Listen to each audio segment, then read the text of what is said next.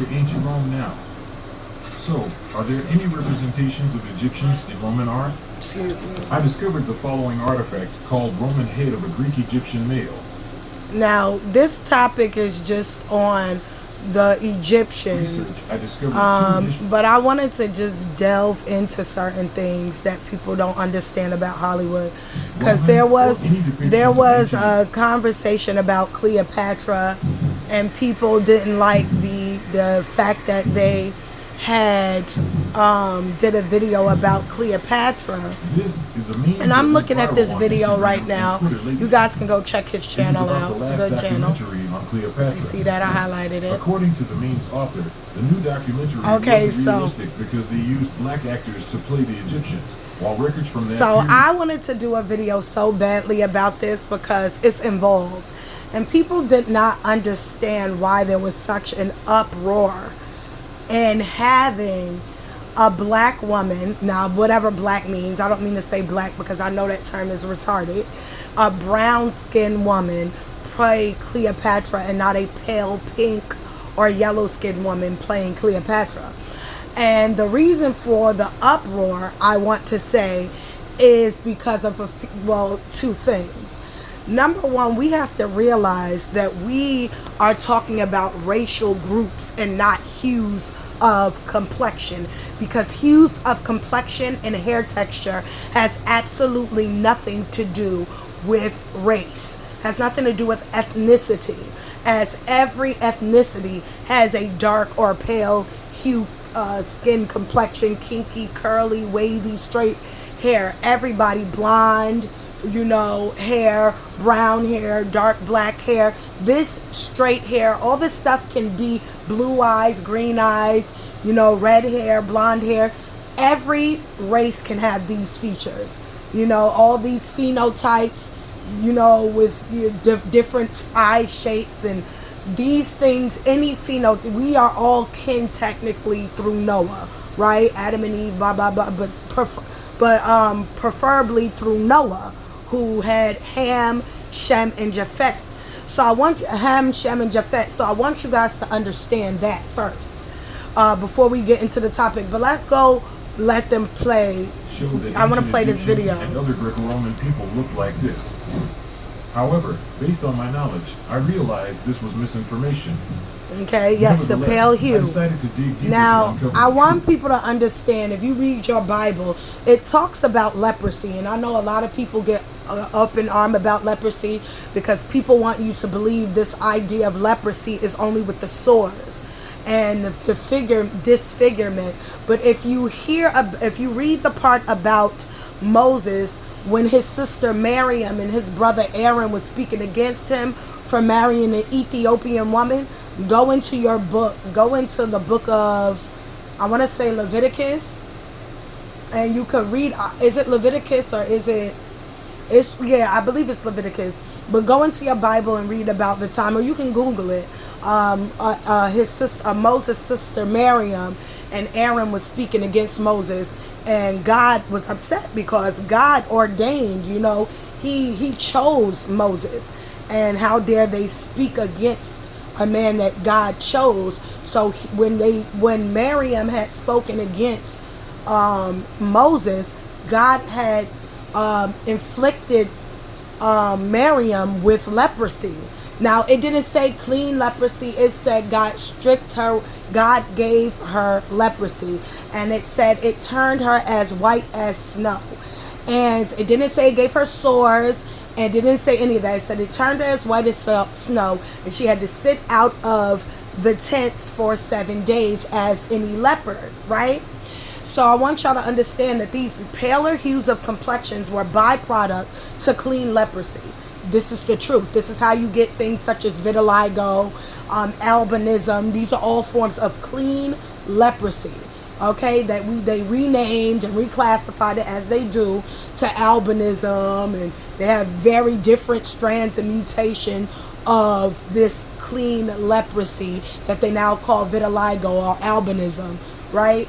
And so this is how you get these various shades of complexion, because when you strip one of their melanin and then that person marries somebody with melanin, that is going to give that child some melanin, right?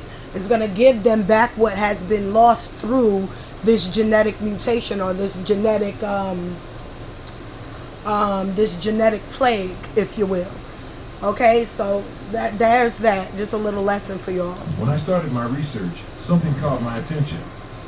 I realized that I had never seen any ancient portrayals of ancient Egyptians looking like Arabics, Hindustans. Yes, never, me either. Or any type of white man or pale skin. Roman, or any depictions only the ones that Egyptians they create in modern time, like those we see today, are in the 18 or early 1900s, 1920s, honestly, 30s, and 40s. I think more of that was made in the 1960s. Especially 50s. Knowing that Greeks constantly mentioned them in their writings. To me, this didn't make sense. So, I decided to do some research, and here is what I found. I hope y'all hear this. How did ancient civilizations depict the ancient Egyptians? Here are the first Greek pieces I have found, depicting Africans. As you can see, they depict typical black Africans, but they don't fit our research since they are not labeled anything related to Egypt. So, now, I decided to dig a bit this deeper, whole African thing is okay. Egyptian youth, so let me put a hole in that real quick. So again, we're talking about Africa, and we all know that Egypt is in the they say it's a country, the continent, we call it a continent, whatever, you guys get it, of Africa. And now we all know the sons of Ham, right? Cush, Mizraim, Phut, and Canaan, right? And then they made and if you look at Zondervan Pictorial Dictionary, okay, of Zondervan will tell you that Ham is the progenitor. Hold on.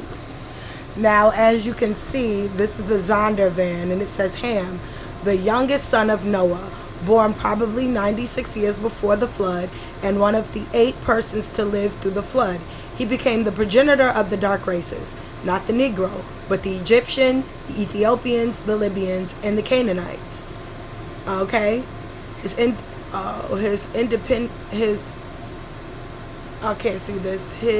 indecency, when his father lay drunken, brought a curse upon Canaan. Right, so that's that curse of Ham that everybody keeps talking about. Ham was never cursed, Canaan was cursed, right? Canaan was cursed, and the curses of the Israelites are not the same curses of Canaan. So the stuff that's going on with American Negro, keyword, he's the progenitor of the dark races, but not the Negroes. What's going on with the Negroes are the Hebrew. They are not Hamitic, as is said in Zondervan. All right, so let's get back to what we were talking. So to let you know, who are the Hamites? Egyptians, Ethiopians, and Libyans, and Canaanites. They are not your modern day. They are not your modern day Egyptians. Definitely check out these channels. They're amazing. I just wanted to make a point using these videos. It looks like all the other pieces today simply labeled Black African in Greek art in museums. However, it is actually supposed to depict an Egyptian boy.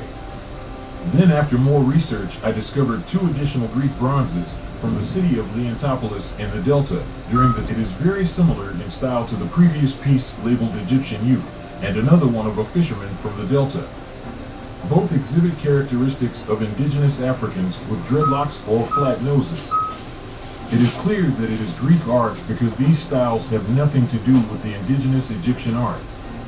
Then I remembered these beautiful Greek vases depicting an ancient Egyptian ruler of the Greek mythology called Busiris facing the Greek hero Heracles. On all vases you can see how Greeks depicted the Egyptians. Obviously, they perceived the people of Egypt as very dark-skinned individuals with very little hair, and on this one they have a more masculine stature with kinky hair, but on all we can notice the high degree of subnasal prognathism. So, where are the Mediterranean-looking North Africans in Greek art? Where is the Greek art depicting Egyptians looking like this? Honestly, I can't find any. Me either. And who are all these sub-Saharan-looking people appearing in most of their art, and in Egypt? Anyway, let's move to ancient Rome now. So, are there any representations of Egyptians in Roman art? I discovered the following artifact called Roman head of a Greek Now, I Egyptian. want people to understand this topic. I want people to understand certain things, because the common misconception that even, all races have, whether it be Africans, whether it be Negroes, whether it be Slavic, Hindustan, all these. The problem is that Hollywood is not telling y'all is why these modern day Egyptians are angry about Cleopatra being played by a Negro woman. And it is not for the reasons that you guys think. It is not because they have dark hues of complexion. It is not because they're African or they're Negro. It's because if you read more of Zondervan and several other, if you read Zondervan, and I forgot this book that's called something of the Midian Wars. I can't ever think of this book's title. But you will find out who the Greeks were, who some of the Greeks were. And a lot of these Greek people come from Japhet. A lot of these people so I want you guys to understand, Ham, Shem, and Japhet are brothers. All right? And I know people say, well, they say he's the progenitor of the dark races. Well, let's just keep it 100. Leprosy did not happen until the time of Moses. So anybody prior to Moses would not have had clean leprosy, which means there were no pale hues of complexion. There were no various shades of brown, right? Because these various shades of brown came with clean leprosy. So even if Ham was darker than Shem and Japhet, they were all still equally just as dark as Ham. They're his brother from the same mother and father, who all the way up to Adam and Eve shared the same bloodline. So if Ham is dark skinned, his brothers are too. Do you understand? I'm just letting y'all, making y'all understand. So when they're talking about Cleopatra's race, they're not talking about her hue of complexion or even her skin tone. They're talking about her ethnicity and who she truly may belong to, right? And she would not belong to fully anyway, just Ham, and she would not belong to Shem at all, right? Because she is said to be an Egyptian, which belongs to Ham, and a Greek, which belongs to Japhet. That is Japhet's bloodline, not Edom. I don't know why people keep on calling white people Edom. That is wrong. Jacob and Esau were twin brothers. They would look exactly alike. So they are not. And when I'll do a thing on this about the word red. But when you are talking about red and you look at a white person without expression, you would never call them red. You would say they are pinkish pale or a yellowy pinkish pale, but you would never call them red. They are not red until you see them get excited or angry. So therefore, when you are describing a white person, you would never look right to them and say that they're red. You would say a pinkish or a yellowish pale color. You would never say red. So when you hear the word red, I don't know how you guys are. When you see a brown person, when you look upon the spectrum of brown, red is it. Okay? Period. So I don't know how y'all get in pink, pale yellows to red. I don't know how y'all did that, but so back to what I was saying. The reason for why a lot of these Arabics are open arm, these Hindu man and white people, or even some Asiatic Mongol folk, Mongols who may get up in arm about Cleopatra being portrayed from a Negro, if you will, is because if she is half Greek and half Arabic, she is half Japhet's children and half Ham. So Japhet's children, who are the Hindus, right, who are the Slavic races, right, that you see, those are the Greeks. made. So they're mad because What makes they it know interesting is that it what they don't want to tell you is am I saying this right? Not linguist. I can't think of the word. Y'all know what I mean. They know they know who they belong to. They know their family lineage. They know their bloodline. They know that they derive from Japhet. So when they hear you when they see this portrayal, though the depiction of them having dark hues is correct, but they see that that person is being played by a complete Hamite or getting played completely by a Shemite, what is making them get upset is the fact that Cleopatra, if she was in fact mixed with Greek, she would in fact be their bloodline, which is of Japhet, right? So I'm going to see if I can pull up something online. And yes, I love using these people's videos because, why work hard? Why work hard when you can work easy, A lot of people, again, check these channels out because they are amazing. Amazing, amazing, amazing. But yes, I'm going to pull up something else that I seen from another video. Just to reel you guys in to let you know. Presentation. These Zuni people come from black people. Okay, so I wanted to read this. Okay, so they're talking about the Polynesian, like invaders of the Mediterranean around 1400 BC after attacking the Egypt. So now we're seeing that Egypt was overtaken, right? Egypt that was once ran by the sons of Ham was overtaken, right? Egypt, and suffering a series of defeat as the Egyptians recorded, eventually settled Libya. Later, Libyan seamen were employed by the pharaohs in the Egyptian fleet. And still later, the Libyan chief seized control of Egypt, right? So remember, we said the Libyans are all from Ham, right? Libyan dynasty. And again, a lot of Ham's sons did fight with each other. Canaan, Mizraim, Phut, they all did fight with each other for each other's kingdom as one would want to rule a great kingdom, right? So anyway, therefore Libyan influence spread far wide, especially in Indo-Pacific regions where Egyptians mined gold, Sumatra during the Ptolemaic period after Alexander the Great conquered Egypt. Now, Alexander the Great is a Greek man, right? He's Greek, right? And this is where, again, I'm going to let him explain it. This part. Well, Please check his channel out too. I highlighted it. All right, now watch this. It says later, the Libyan seamen were employed by the pharaohs in the Egyptian fleet. And still later, the Libyan chiefs seized control of Egypt to establish the Libyan dynasties. Mm-hmm. Now watch this. This is what I want y'all to pay attention to, because when you start looking at a lot of the new evidence that they found of these so-called pharaohs, you start seeing these pharaohs start looking like Europeans. And why? And that is true. There were European pharaohs. They weren't European. They were. And let me explain something. When they say European, they mean these Slavic nations, Turkestan, Javikistan, Havakistans, all these Ukrainian and Hindustan and Mongol. These people are all the offsprings of Japhet. These are all offsprings of Japhet. Pharaohs. Watch this.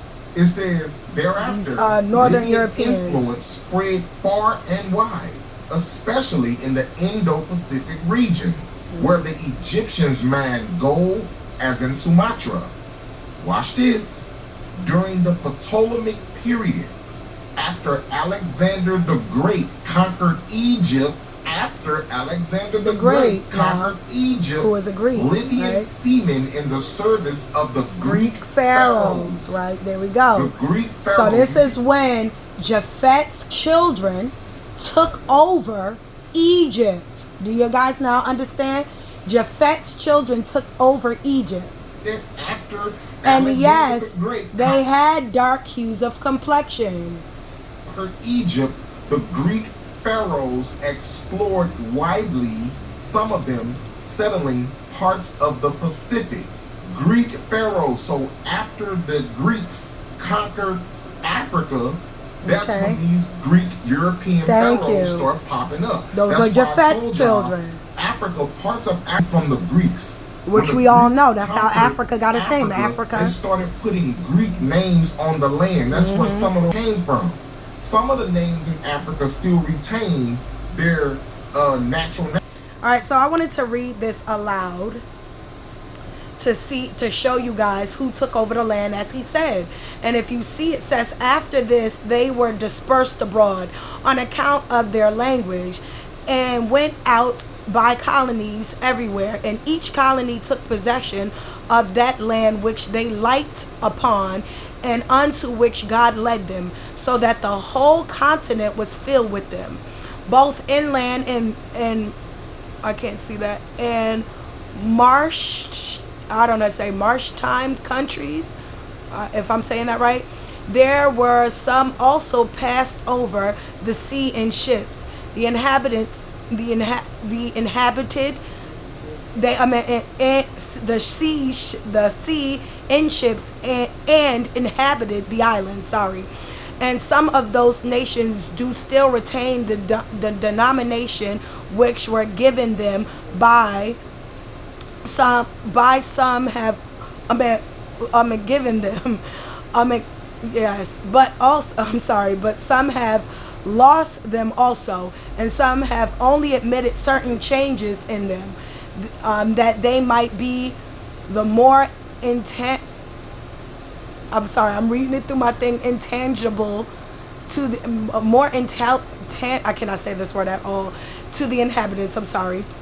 And it says, and they were the Greeks. I'm reading it through my phone, y'all. That's why they were the Greeks who became the authors of they became the authors of such mutation. For when in after age they grew potent, they claimed to themselves the glory of antiquity, giving names to nations that sounded well in Greek, that they might be better understood among themselves, and setting agreeable forms of government over them, as if they were a people derived from themselves.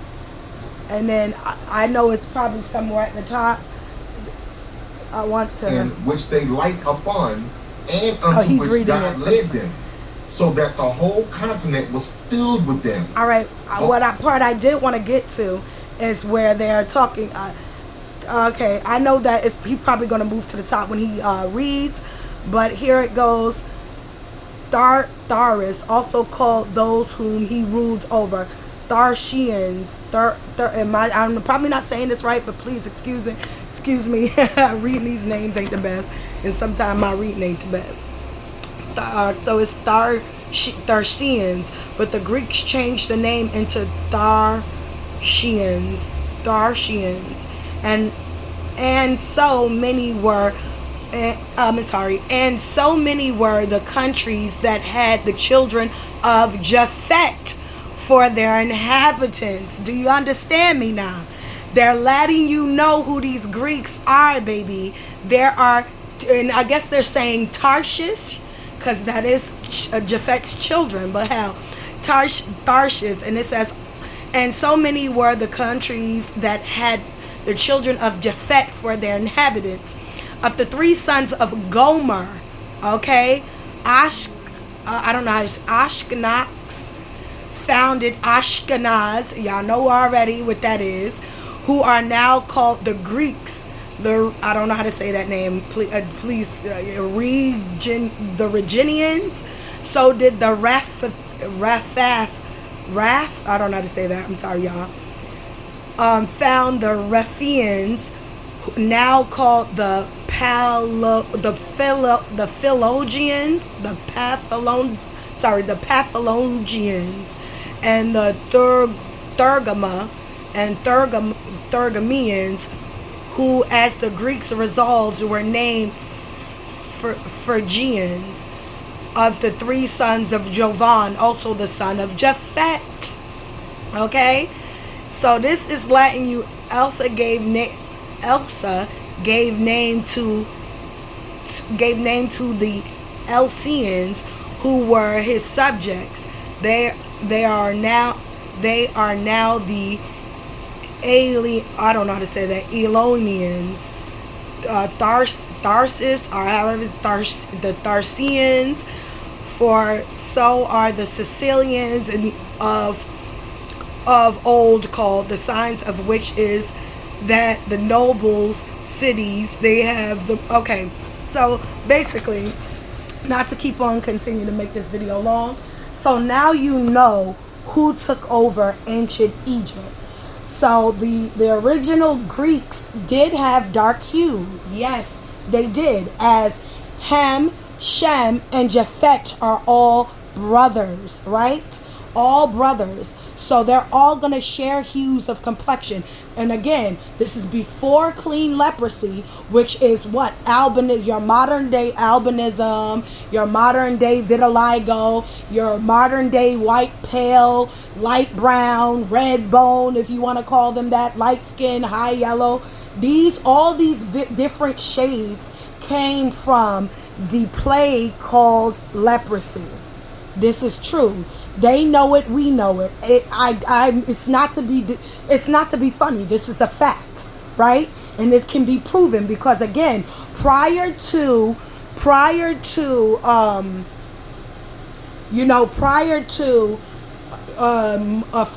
Moses, nobody had that pale hue.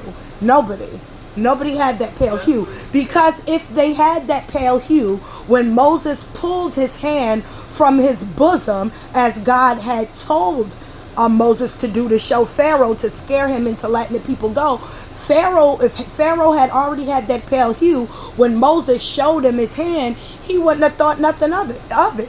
Especially if Moses was a white man, he would have looked at Moses like, Moses, what are you showing me? It wouldn't have scared Pharaoh, because Pharaoh would have had pale hue, and so would have Moses.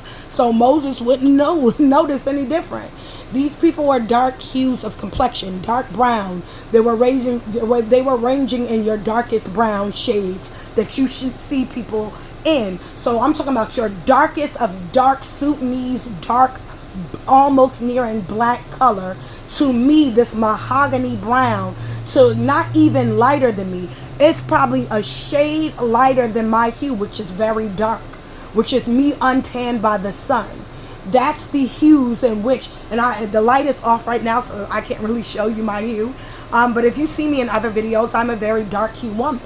These are the shades that they came in. Anything lighter than that are all forms of albinism. Okay, it's when that leprosy came in and took out some of the melanin, right? So yes, so no, it talks about clean leprosy. It doesn't say that in the Bible. So what I'm saying, yes, clean leprosy. So I want people to understand why, again, the Hindustan race, which is now in modern day Egypt, calling themselves Egyptians, why they are so up in arms. It is not because their hue of complexion. It is not because their hair texture. It is because they're being played either by a full Hamite or being played by a Shemite. And because these Slavic and Hindu and Mongol races know that they belong to Japhet, they're angry because true Cleopatra, if in fact she was Greek, she was in fact brown hue, but a child of Japhet. So what they should have said is, can you have a mixed race, Hamite and Japhite woman, because they don't want to claim that they're Japhet, because this will open up a whole new discussion, right? They're not going to tell you that they're Japhet's offspring. These Hindu people, these Arabic, these modern day Egyptians. Japhet is the eldest son of Noah. Why would they not want to be there? Because then you would understand who the end of the book is talking about when they talk about how the Gentiles had trodden down Jerusalem. And then it would open up, well, then it would make sense about talking about the Ashkenaz and how that belongs to Japhet. And it would give way to the Jews, and they don't want nobody talking about who they are for real, because they will consider it disrespectful. But this is what I'm giving is information, and information cannot be disrespectful. I did not disrespect any race. This information Please check out these channels and these pages. These people are amazing researchers.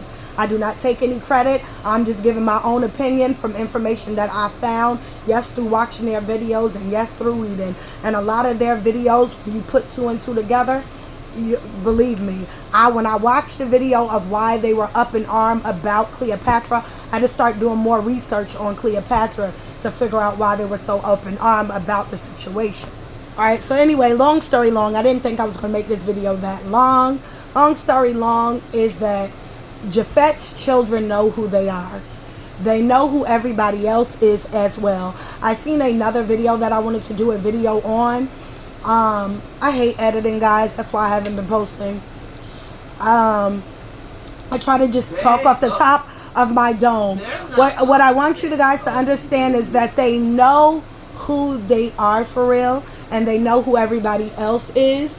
And so the reason why they were upset about Cleopatra being portrayed by a Negro or a full Hamite is because Cleopatra, if in fact she was half Egyptian, which would make her a Hamite, and then half Greek, which would make her a Jephite, or Jephidian or whatever, is because she belongs to them halfway, right?